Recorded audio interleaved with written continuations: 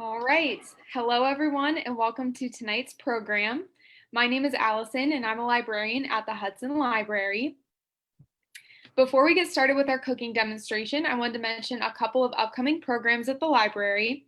Tomorrow night, September 9th at 7 p.m., we have a virtual author event with astronaut and author Scott Kelly, where he'll be speaking on his book, Endurance, My Year in Space, A Lifetime of Discovery, a memoir that discusses the challenges of spaceflight. Also this week, on Thursday, September 10th at 6 p.m., we have international best-selling author Ruth Ware, who will be speaking on her new book, One by One, during a virtual author event. Mystery readers will love Ware's latest page-turning thriller. And without further ado, I would like to introduce Chef Johnny Schulze of the Bourbon Street Barrel Room and owner of Zydeco Bistro Mobile Catering. Johnny is an award-winning New Orleans-trained chef with 29 years of professional restaurant experience. Having grown up in South Louisiana, he brings his love of Creole and Cajun-inspired cuisine to Northeast Ohio. Tonight, Chef Johnny will be demonstrating how to make Gulf Shrimp Creole. We encourage you to ask questions for the chef using the Q&A feature at the bottom of your screen. I will ask the chef as many of the questions as possible throughout the program. Chef Johnny, I'll let you take it from here. Hi everyone, hi. My name's just Johnny, I can go by Johnny, but anyway, if you have any questions, feel free to start typing them in, but I'll get the recipe started. And before I start this shrimp Creole. I encourage you to ask questions for the chef using the Q&A feature at the bottom of your screen. All right, so before I start the shrimp Creole, I just want to go to the recipe real quick. I'll be sharing another version of this recipe because I added an ingredient that I had left off by mistake, and there's a couple of herbs, it says fresh herbs, that you'll have to, but you'll get that copy of that recipe again at the end. Allison said she'll email it. So let's come over here. We'll go ahead and look at the ingredients. Al, go ahead and show them the ingredients. My son's taking the video. So we're gonna pretty much, here's all the ingredients for the recipe. I'm gonna start the recipe first with an onion. This is how I prefer prepare the diced onion, which I believe on the recipe it shows that it's a small dice. Some of this stuff that I'm gonna save is gonna be for the stock, for the shrimp stock. So I save all the onion parts and scraps. Anything that I want to add to the stock. You don't have to make a shrimp stock. You don't have to.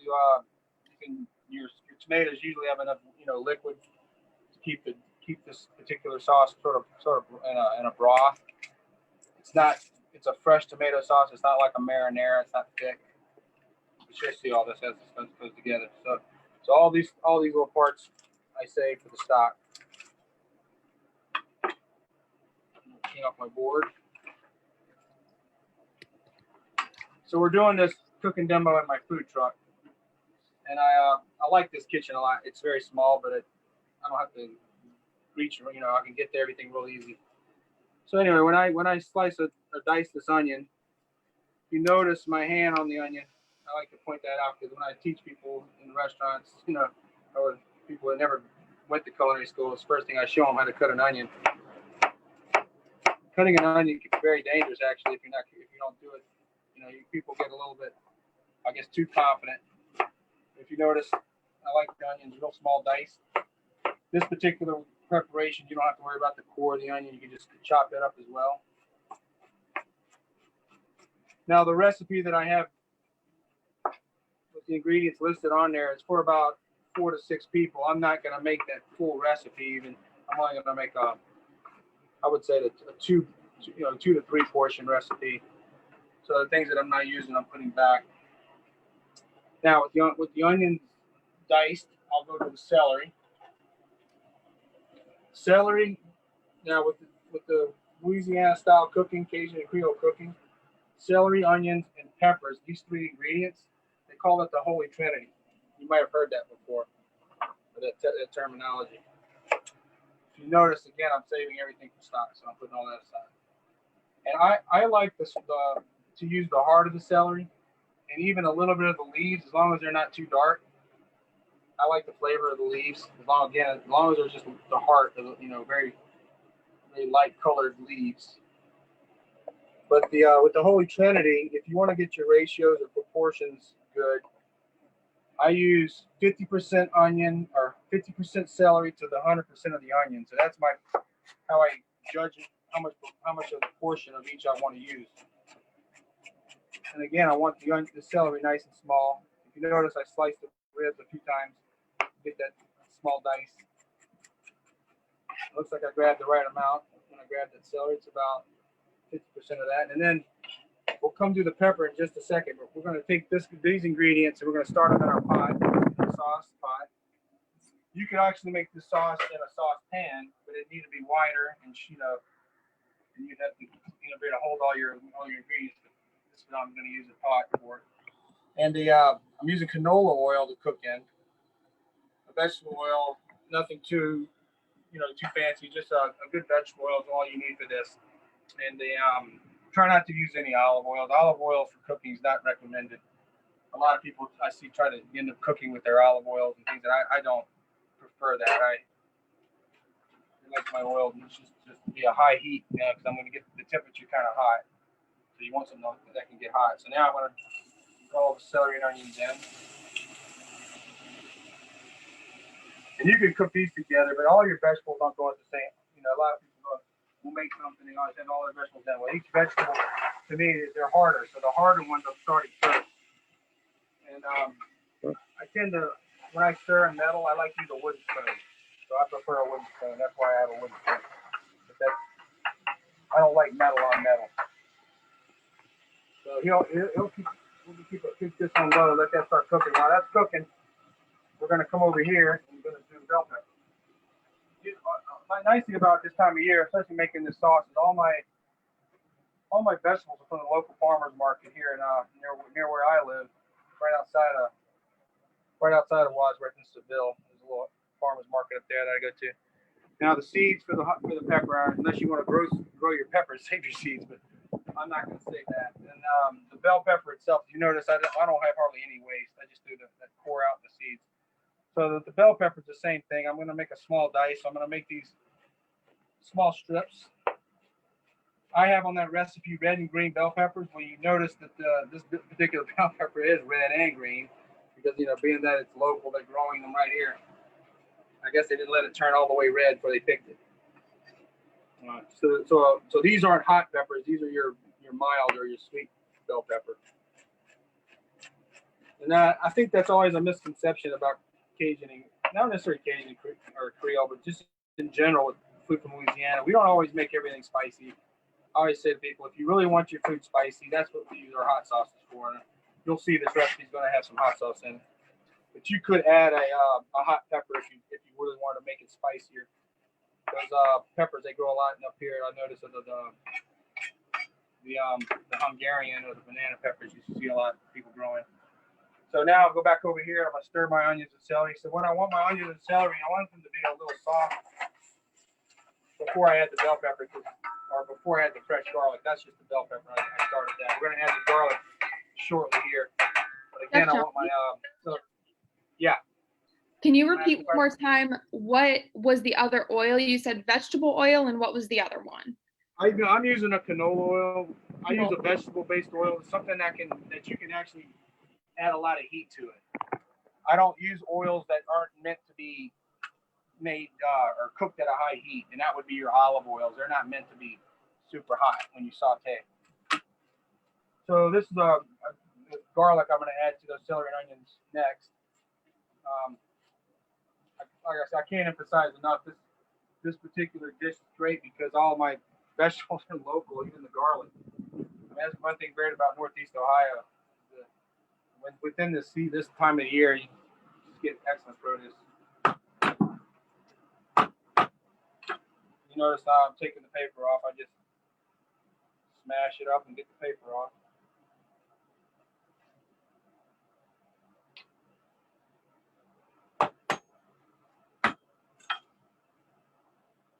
And if you could have all this stuff prepared ahead of time and then cook, you don't have to do it as you cook. But one thing is I needed to demonstrate everything I felt, so I'm just going to do it like I would be doing it if I was cooking at home. In a restaurant, you know, you have all, you know, it's just way different the way you're set up. It seems like we spend all our time prepping and just a little bit of time serving. If anyone probably knows what I'm talking about if you worked in a restaurant. But at home, I do everything as much as I can to order. I don't have a lot of time, so whenever I'm cooking, I'm actually cooking the whole dish from start to finish while I work, and then we eat. So anyway, there's the garlic. I'm gonna use that much garlic for this particular amount. Some might think it's a little much, but I like garlic. So you know, the nice thing about this recipe, it's to your liking. A lot of things you might like less, you might like more of everything I'm using. I'm gonna add a little more oil. It seems a little dry, but normally you wouldn't have to do that. But that's just how much oil you add in the beginning. But you don't want a lot of color on your celery and onions, so I'm gonna turn it down. I'm starting to get a little color. All I'm trying to do is get it nice and a light brown, if any brown at all. Just get the vegetables soft, and you can really smell that garlic that I added to it. So I just want the garlic to cook just a bit. I don't want before I add the peppers, because the peppers are very, I guess, more wet. When they get in there, it's gonna really stop the cooking process a little bit from the moisture from the peppers.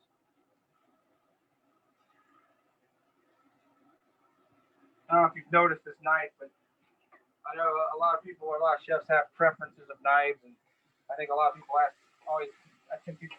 ask me either, what kind of knives do I use? And I don't think it's a very expensive type of knife. I mean, it's a professional knife.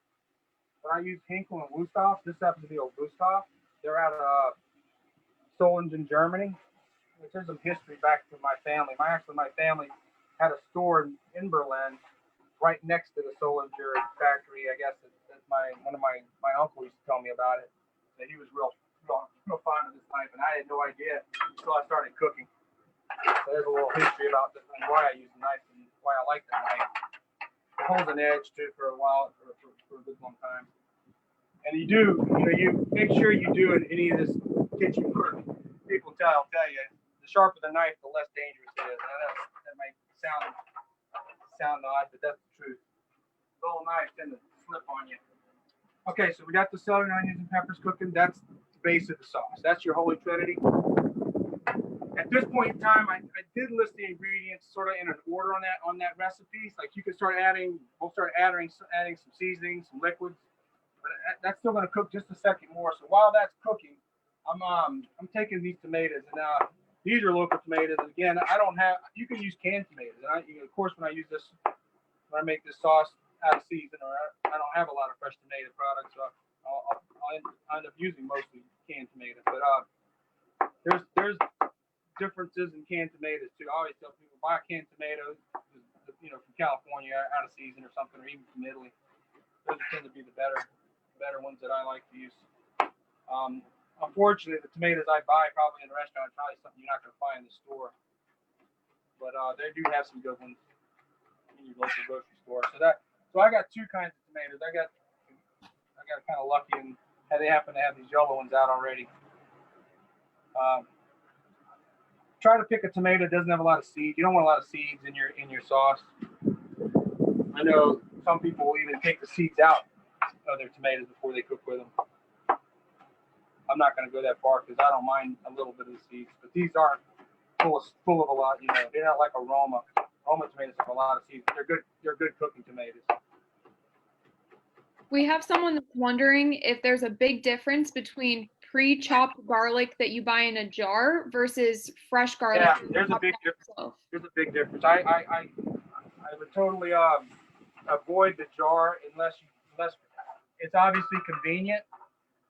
But like I said, you can buy garlic now, and it keeps, as long as I don't refrigerate garlic when it's like this until I break it apart.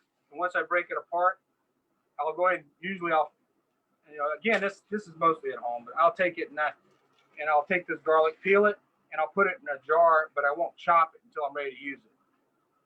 But if you can, I'm sure there's times of the year where you can't find great garlic. But I notice in Ohio, these farmers, they'll dry their own garlic, and if you keep it dry and in that paper before you use it, this will last for a good month in your fridge, just like that before you cut it. But and what I would say about the jar garlic, you're going to end up using twice as much. So you may think you're saving money sometimes when you're buying it, but think of it that way. I don't know. Garlic's not that expensive. I would just buy some fresh if I can find it. Does that answer the question? Is that person that good? So, All right, so now we're going to start adding our seasoning. So I got a Cajun seasoning here, and I actually make my own seasoning. I make it in its bulk. I shouldn't say I make it. I don't make it anymore. I have a co-packer make my recipe. But there was a time when I was making this, and I prefer this Cajun seasoning that I make because I don't have a lot of salt in it, and I want to be able to control the salt a little better that way. And then I have that. So yeah. But any Cajun seasoning works. You can buy them over at any grocery store nowadays, anywhere I find them. I'm gonna add some paprika, a little Spanish paprika, not Hungarian. Now hot sauce goes, you can add a hotter hot sauce and a mild. I like a mild sauce for cooking and a hot sauce to adjust it later on if I want to make it hotter. So as a preference. I'm going to use this mild. This is your mild one. I would say it's pretty mild compared to even Tabasco. It's not that high. We're going to add our white wine. We're going to deglaze basically. Deglaze this pan with some white wine, and that's going to also this is building in some liquid to this sauce. I have a Sauvignon Blanc right here, but I think just about any white wine you can use. I wouldn't use anything too expensive for cooking, but they say if you would drink it, you should cook with it. So there's my advice on wine. All right. Now we're gonna add some Worcestershire, and there's brands of that. I like the Lee and Perrins Worcestershire. I guess that's more of one of the older ones that's been around for a while. There's varieties of that. We're gonna add some hot sauce. How much again? I mean, this is gonna be the taste. So I'm gonna add what I like for now, but we can always adjust it later. And I do have salt and pepper here. Like I said, mine doesn't have a lot of salt in it. Mine's my seasoning. But I'll do that later. I'll add salt and pepper when I taste the sauce, and that's when I decide how much I want to add. The next ingredient I'm gonna juice some lemon. we have a couple more questions for you real quick. Okay. Does it matter what kind of canned tomatoes you use? If you use canned. Yeah, I don't think it matters to me is I look for a canned tomato that the tomatoes are already crushed, so it saves me the trouble of having to chop up a tomato if it comes crushed in the can. I also like a tomato that has a lot of its juices with it packed, so it's not really just it's very juicy tomatoes. And again, a lot of the crushed tomatoes that I buy in cans are usually Romas. It might say on the can. They have a picture of it on the can of the tomato. Most companies that pack tomatoes are packed. I mean, I don't know about Belmonte, but there's other brands that are more, I say, craft. I mean, try to buy something that you're not going to see it in all the shelves in your grocery stores. Look for something that's more unique, and then experiment with them. Open them up, see. I know there's a lot of tomato product now that people are trying to avoid the actual cans because of the liners in the cans. So they make crushed tomatoes in boxes too. Then also, even out of season, I always add a little fresh tomato to the sauce just because I always have tomatoes, and I just try. Like I'll save tomatoes. They start getting a little bit too ripe, throw them in the fridge, save them for the sauce. It's perfect. So I'm gonna add some lemon juice, and I don't really want to get seeds in there, but I don't have a strainer right here, so I guess we're just gonna do it. Use the chef's strainer, which is always up here. You know what the chef's favorite tool is? That's my chef's hand. So I catch the seeds. Does it matter if the white wine is sweet or dry? Again, I think it's a preference thing. There's some spice to this particular dish, and so a lot of people will say with a spicier cooking, you want a sweeter wine sometimes. An example would be like a Gewürztraminer. That's a little sweeter. Sauvignon Blanc's a little more citrusy. I like a citrusy, I like that type of wine. I guess it's a preference. Chardonnay is going to be a little more like they say it's buttery or whatever, more rich. Or I guess you could just be a preference. But again, you're cooking the alcohol out, so all you're doing is using that to get the flavor out. I want you to take a zoom in on this. So this is the base sauce. I mean, You can use this for lots of sauces. I'm just using, like I said, this is a good holy trinity going on right now with seasonings. Now I'm going to add the tomato. And you want to capture all, be careful you don't lose any of your liquid. You want that liquid. These tomatoes are pretty juicy. I should get a little bit liquid off of them. I shouldn't even need to add any stock or any other liquid, but you can always go back and add, even just adding some, some water, because you got a lot of flavor in there from your food, and a lot more flavor is going to come when I start adding the fresh herbs. So now once these tomatoes get in, you're really not that far from finished. As you can see, it's not like I did a lot of work to even get to this point. And this is, again, it's base sauce. So I'm going to put the lid on because I don't want to evaporate any more of that liquid. I just want to create more liquid. So let's come over here and let's look at the herbs. So we're going to add fresh herbs next. We have green onions. I have oregano, which wasn't on that original recipe, but I like oregano in this dish. And a lot of times I won't use it, but this time of year, all the herbs are so prevalent. You can get anything you want right now. So this is thyme, fresh thyme, and this is parsley. These are bay leaves. So these bay leaves, actually, I'm going to interrupt you one more time because we're going to go ahead and put a couple of bay leaves into that sauce we have, just real quick. Just come over here because these are dry. You're going to need to get the bay leaf in there early on. They won't release any flavor if you throw them in at the end. Fresh herbs, on the other hand, you want to put at the end. We also have some basil, and I got two kinds of basil. There's a lot of basil out there now. This is opal basil, which is I don't know. It doesn't taste that different from your standard basil, but I like the color. So it'll add color to the dish. And I have standard basil. And we're going to put all this. We're going to basically get everything ready to chop. So I'm just kind of getting everything in a pile first. And now I have some thyme. Over here with the thyme. You just pull them off the stem. Again, I save this thyme for any stocks later. If I want to make, like I was telling you earlier, I'll make stocks a lot and save all these bits and pieces for the stock. And that should be enough thyme. Oregano. Notice I just rip them off the stem of the sprig. Nothing too difficult there. With oregano too, the sprigs will start to get soft at the end, and they'll just break. You just cut those up. That's okay. Parsley's the same way. The sprig, they say the stem actually has a lot more flavor, but I don't. I use the stems for stock.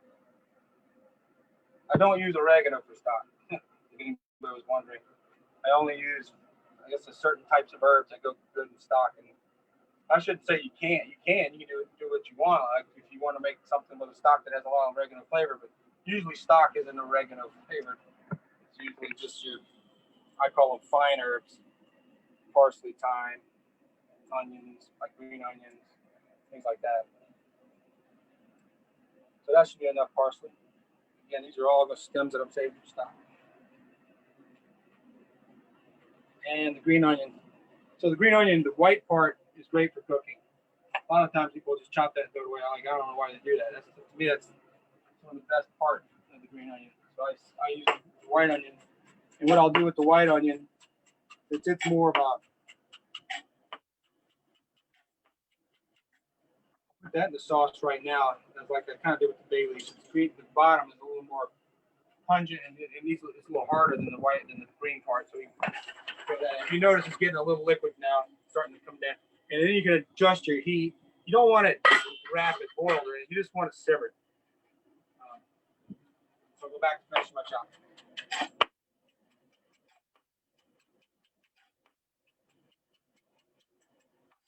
All right, so that's the green onions. The thyme is pretty much, you can run a knife through it if you want, but it's pretty much small as it is. Parsley. I don't chop parsley that small. I just kind of rough chop parsley. It's already so delicate and soft as it is.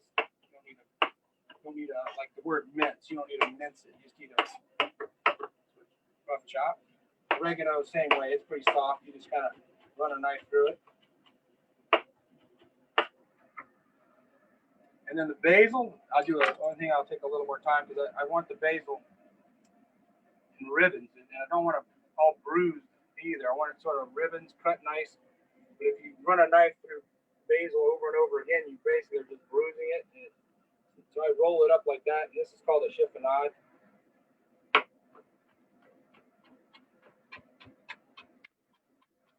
Chiffonade one time, and that's enough. So the sauce is pretty much ready for these herbs. Take this out of the way. I'll use a tray. I'll get all my herbs so I don't drop any.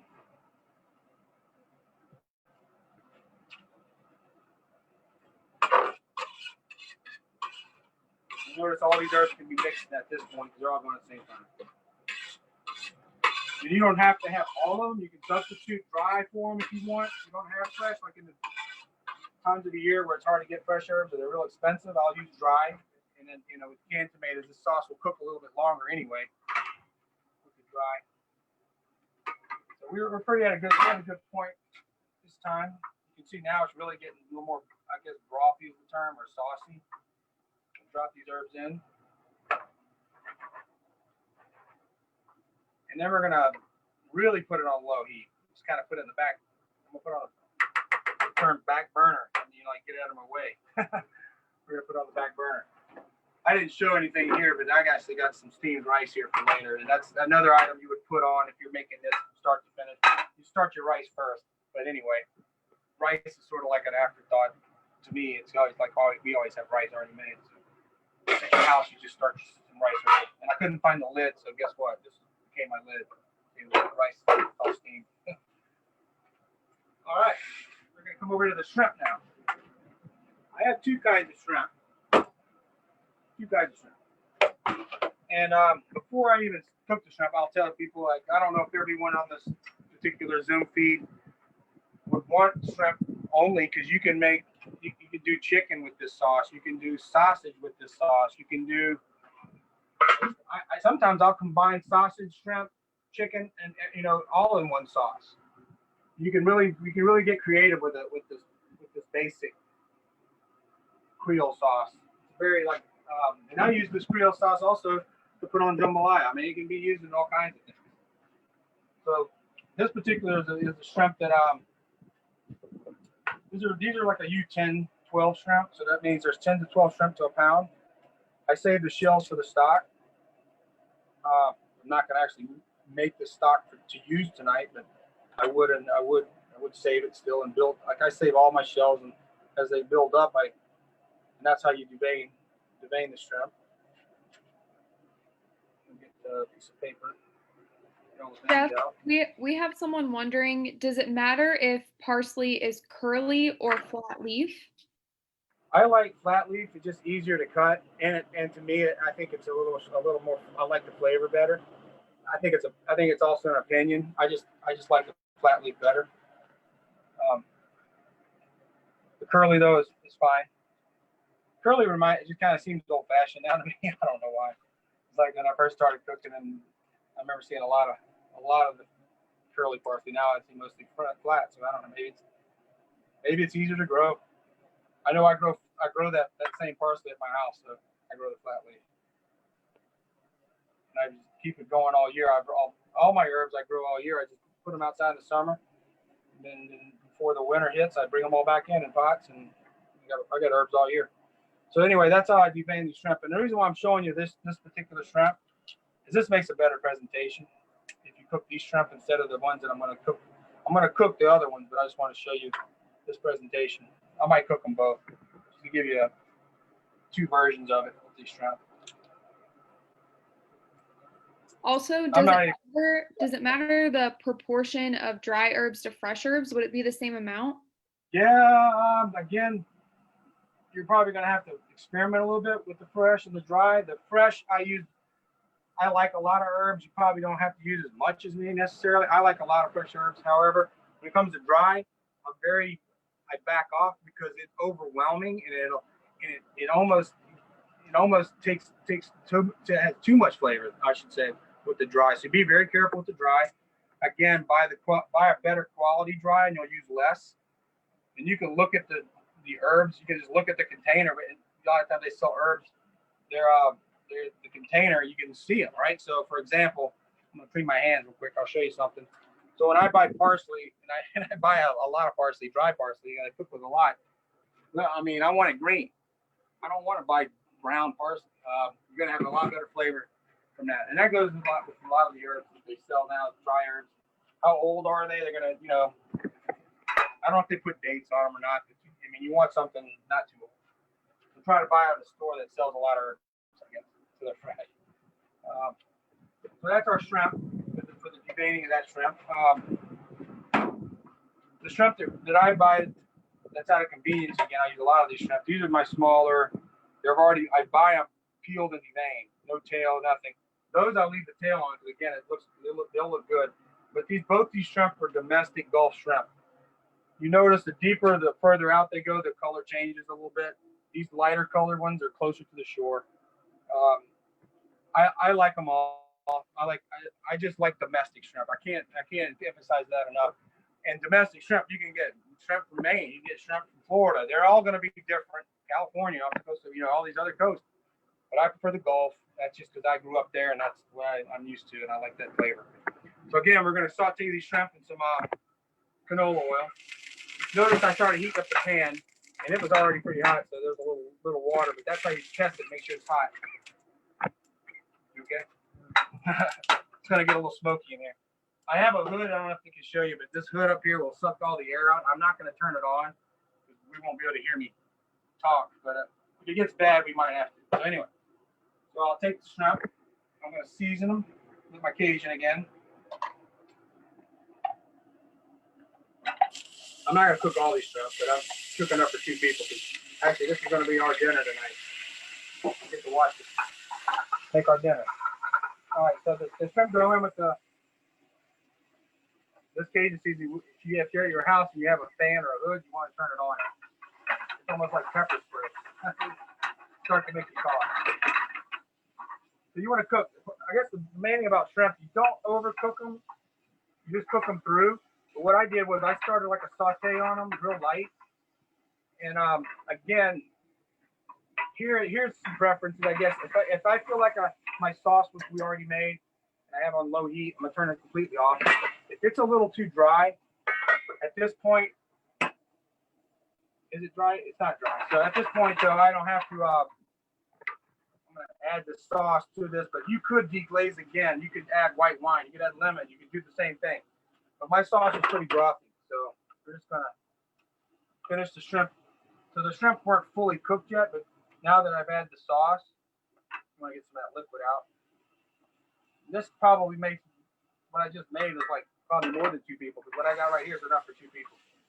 Now I'll leave that bay leaf in, but I won't serve that bay leaf. We're just doing that for flavor.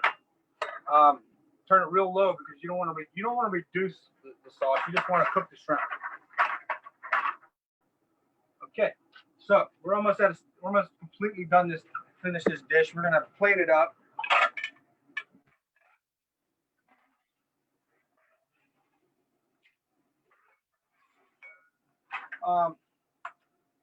Like I was telling you earlier, if you wanted to do a different protein, let's say, like you could use sausage, you can use chicken. And for example, I have a couple of things I brought out. You can take chicken tenders. And I like this dish with shrimp and chicken and sausage, like I was saying earlier. Actually, I'm going to scoop this over. So I'm going to blacken a couple of pieces of chicken. Not blackened like dark, highly blackened or anything, or highly seasoned. I just don't want them boring. So I'm going to add, kind of like I did the shrimp. I'm just going to dust them. Get your pan hot. You notice before I dusted them, I actually, instead of like the shrimp, I add a little oil to the chicken. And you know what that does? That helps the seasoning. It helps also stick to it.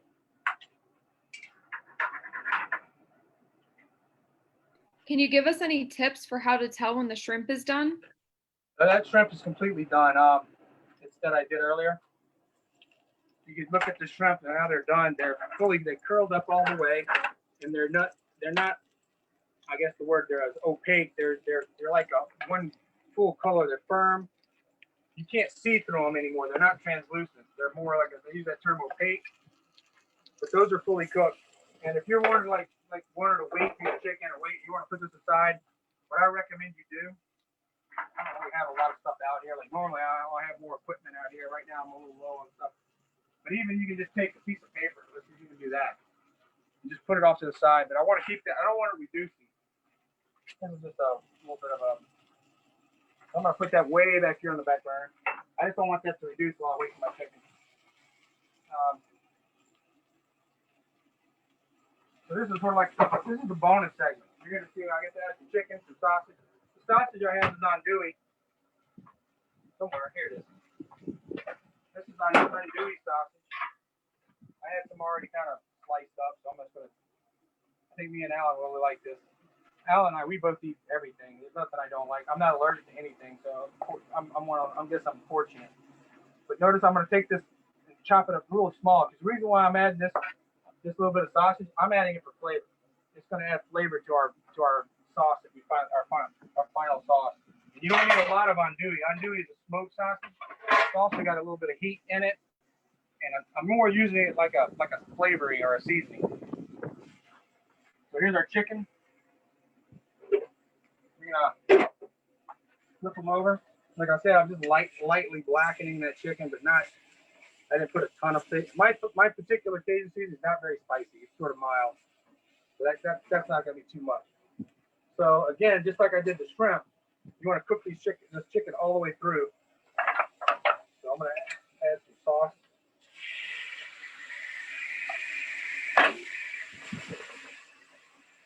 Let it simmer in that sauce.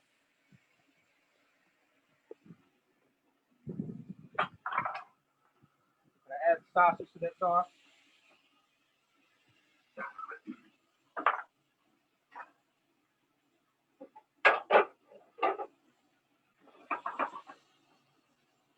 With this one, you're probably going to have to add a little liquid. It's going to keep reducing because you want to fully cook that chicken. So it'll reduce, but I added liquid to help it keep it from completely reducing. So now I'm going to add a lid to that. Let that finish cooking. Our other sauce with the shrimp's ready, and I did that to show you that you could have this sauce for someone in your family who's allergic to shrimp. They don't have to have the shrimp. Just make sure you keep your utensils, separate utensils. Because basically, this sauce in the beginning, nothing would have shrimp touched it or anything. It's all basically seafood free. Nice thing about this particular sauce also, it's also gluten free. You serve it with rice. You can get creative and serve it with quinoa. I've done that before. Serve it with pasta. That would be great sauce going on a nice linguine.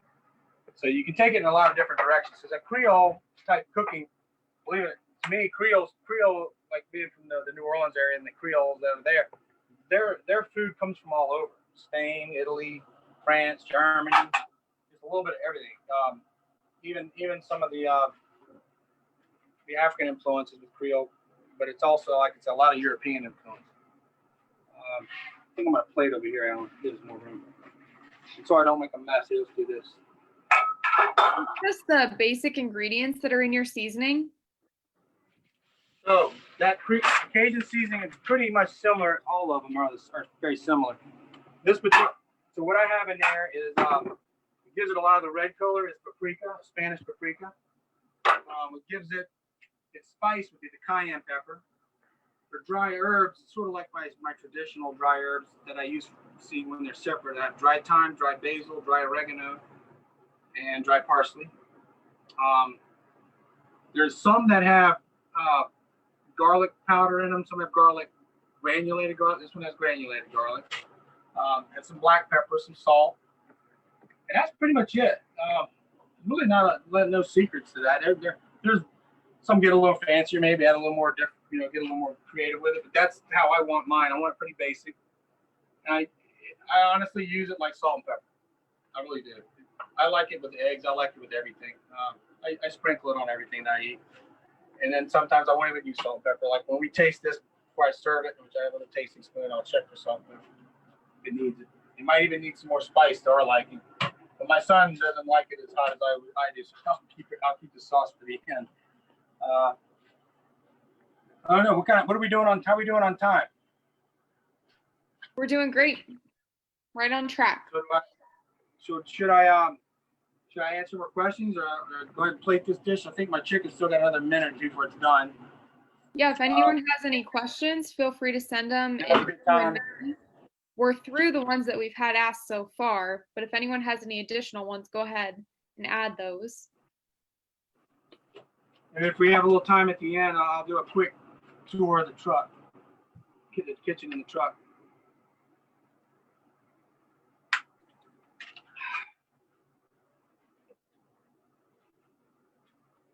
All right. All right, we do have a couple questions coming in. Chicken's Where still a do you little undercooked. where do you buy Spanish paprika? Oh, it's just your grocery store has. Just when you read it, when you read the label, I have one right here. When you read the label of the bottle or the paprika bottle, this one doesn't say Spanish, but it is Spanish because I know it. I know looking at the pepper and looking at the color, this is fancy, but it'll say Spanish or it'll say Hungarian, usually right here. I'm sort of surprised this one. I don't have my glasses on. Let me look where it's actually originated. You can go to the ingredients down below and make sure. But Hungarian paprika is definitely different flavor. We also have another. Yeah, this one doesn't actually say the word Spanish on it, but I know it's Spanish just because I've used them all the time and I'm familiar with this brand. Would you ever try smoked paprika?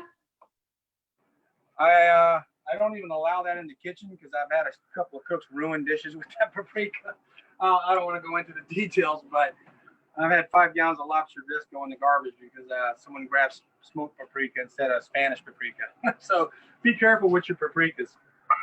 And then even Hungarian can really change a dish. I'm just checking this chicken to see if it's done. Notice there's a little more liquid forming in here too. So check the chicken. I mean, I know it's almost done, but all you got to do is tear it apart. You can see that it's fully cooked. There's no more. It's opaque like the shrimp. It's fully cooked. But just double check. How long does the sausage have to cook? Say that again. How long does the sausage typically take to cook? The sausage, okay. I didn't point that out, but when you buy andouille, an andouille sausage is fully cooked when you buy it. It doesn't come raw. It's only fully cooked. So it's been smoked. It's been cured, smoked until it's fully cooked, and then packaged. And it'll say andouille, on the packaging. A Polish sausage. There's a few other sausages out there. They do the same thing. A lot of people don't realize that, but most of these cured sausages, because of the sanitation involved, they're a fully cooked product. Does that answer the question? I believe. Yes. And then I think we had someone miss the beginning. What knife? Can you repeat again what type of knife you like to use? Oh, I like the German knife from Solingen, Germany. This particular knife is a Wursthof, made by Wurst. It's a Wursthof knife.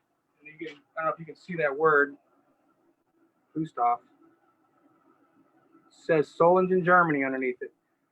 So that's my favorite knife, Wursthof. I have knives from other places, but that's my preferred knife, and I pretty much only use those in professional kitchens. Chefs or cooks are very funny about their knives. Like I travel with my knives. If I'm going to go work somewhere, my knife goes with me to work. I don't use someone else's knife. You get comfortable with that knife, and you just want to. So now I'm going to taste this sauce. This particular sauce is with the chicken. I have a spork. I really need a regular spoon. It's excellent. A little spicy, but it's excellent. This one might not be quite, but what I'm going to end up doing, because this is for my son and I, we're going to do a little combination of this. And if there's anything left, maybe his sister will get some tonight, and my wife bring some home. All right. So we're going to add all this to one. We could have kept them separate, like I said. But you're getting the bonus round. We're going to show you how we can mix and match all our food together. We made a chicken, shrimp, and andouille Creole. I was going to bring it back up to temp since that sat on the side for a second. We have someone wondering if you have a cookbook. Say it again? Do you have a cookbook that you've written? I have recipes that I started like an online thing. Nothing that's the only cookbook that I technically have right now is actually for work. but I share all my recipes. I don't have any problem sharing recipes. As you see, the recipe is really, my recipes require some technique, and you really need to see me make them the way I do them. And you can always adjust the way you like it, but I think recipes are just a guide. You really need to see the recipe for demonstrated, or like in this fashion, to really understand how simple they are. I mean, they're very complicated things. Don't get me wrong. I tend to cook like this. Everything's prep, cook, eat. That's just the way I work. That way I can do multiple things at once. I don't have to stand around and wait. So anyway, we're gonna go ahead and plate this. What time we got now? We still got plenty of time? Yep, you're good. We're about 7:45 right now. Okay. I might be finishing a little bit early, but that's all right. I'm gonna make sure this rice is hot. I cooked it earlier. The nice thing, you can always reheat your food, right? All right. Put your rice down first. I'm gonna reserve some rice for on top. And I like to think you don't want to cover everything up, because that white rice is also adding some of the presentation. We're gonna, again, like I said, I don't want to serve that bay leaf, so I'm gonna take that out. That was only for flavor. I don't think you really want to eat a bay leaf. I don't know if you can. You can. I guess you can eat anything. Like I said, you can always eat it, but you don't want to.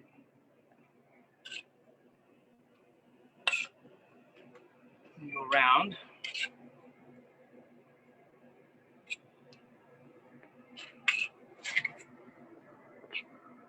That's why you really want this to be brothy. You want that juice. The juice is a lot of flavor in there. You don't want to, definitely don't want to waste the juice. And that's about it. So we had plenty of food in there for 3 people. And then I'm gonna top it off with some chives. I go to the chives all year round too. I love add a little rice on top, just give it some color.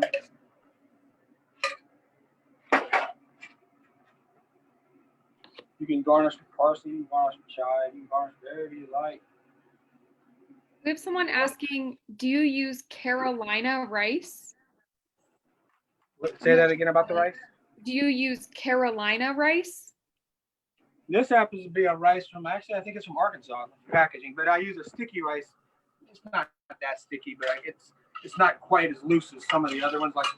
Like a rice that you can buy, a converted rice, for instance, will be very loose. I tend to like it a little stickier for this. I want it to hold together. You can use basmati rice. I mean, I like a lot of different rices. I don't really think there's a better rice than one than another. There's a lot of. You could even use risotto. I've actually made this with risotto. And risotto style rice, you're cooking it and stirring it. But in New Orleans, I know I worked at a restaurant, and we had a similar dish. Wasn't called Creole, but it was very similar. We made risotto sort of out of a cioppino. This is similar to a cioppino. It's not quite the same, but you know that you can use things. There's so much things that are crossing over in these different cuisines that they're not that different. Anyway, you can also take a little garnish like this. Put a little of your Cajun around it. I always tell people you eat first with your eyes, and then you're gonna eat, taste something. I'm gonna let him taste it. You're gonna watch him here. Here you go. It's a live taste test. He's gonna tell us if it's good. That's Alan, my son. Blow on it. There you go.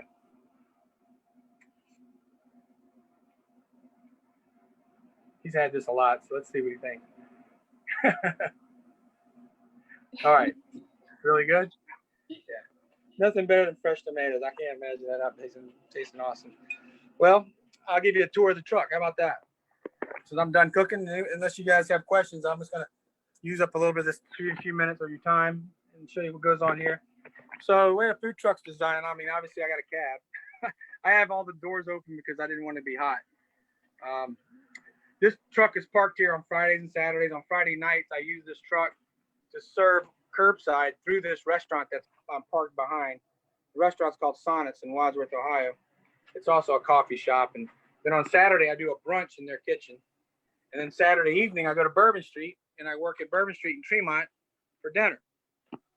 this particular pot right here is where I make the jambalaya in. I flip the lid upside down, so it's a really heavy pot, 25 quart. I have 3 of these pots, 2 at Bourbon Street, and 1 on my truck. They're my favorite. So yeah, the food truck's got a hood. You know, I got a fryer, I got a freezer. A lot of stuff's not turned on right now, obviously. But I keep things simple. The food truck can actually serve about 70 people in an hour. You know, with the menus that I use. Here's a sample of the menu right here. This would be my Friday menu. And underneath it, I have a